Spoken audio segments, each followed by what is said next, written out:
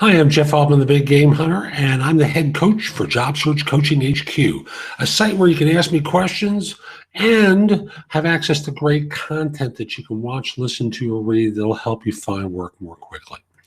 Here's today's question. I thought it was an interesting one to start off my day with. It's, speech recognition started to activate. I had to shut it down from there. So here's the scenario I've been given.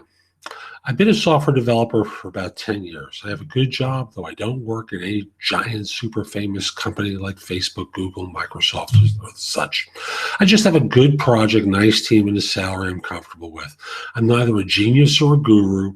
I'm often very unsure of myself and sometimes freeze in interviews. So I only change my job when I need to, not to get a raise or anything. I've been contacted by a Facebook recruiter today. He asked if I'm interested in an interview, but the fact is, I'm not really. Don't think I haven't tried to get into a big company. I have. Actually, I failed 2 Amazon on-site interviews and 1 Google phone screen, all in the past 3 years.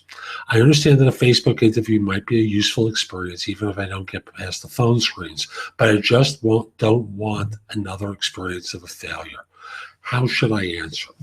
Okay, let me kind of deconstruct the question a little bit.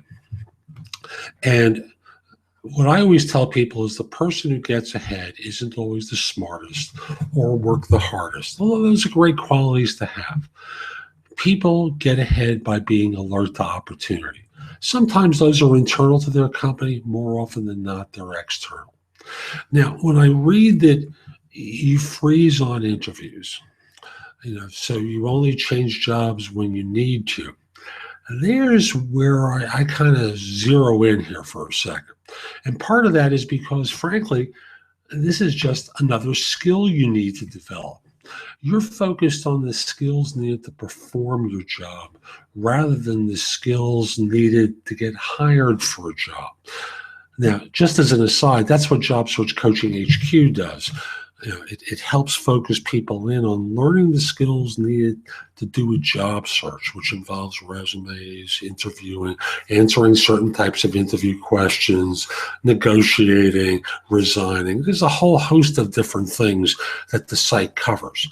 But I'll just simply say, you need to learn the skills needed to interview so that you have more confidence in yourself and your abilities when you do.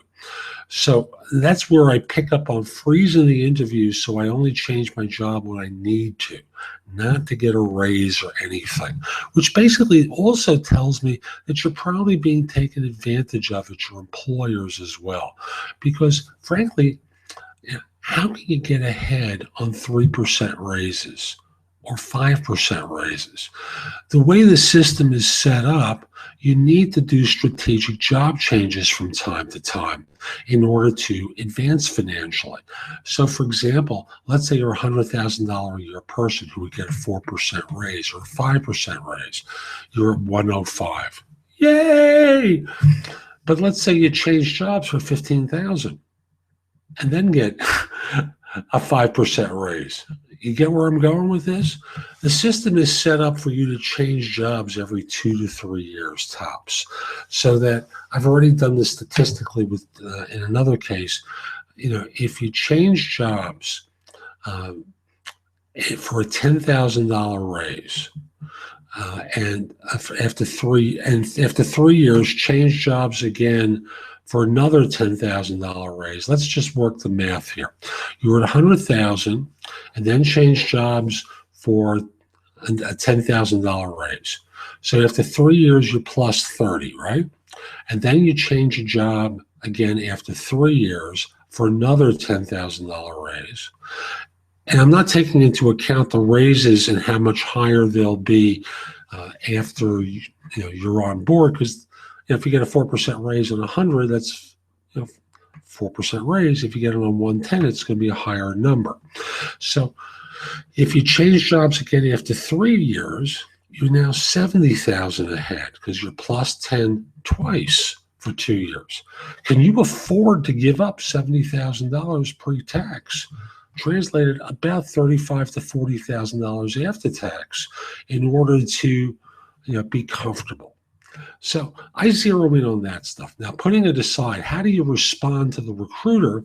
And the answer very simply is, could you tell me about the role you have in mind for me and how you might see I could help? Listen to what they have to say.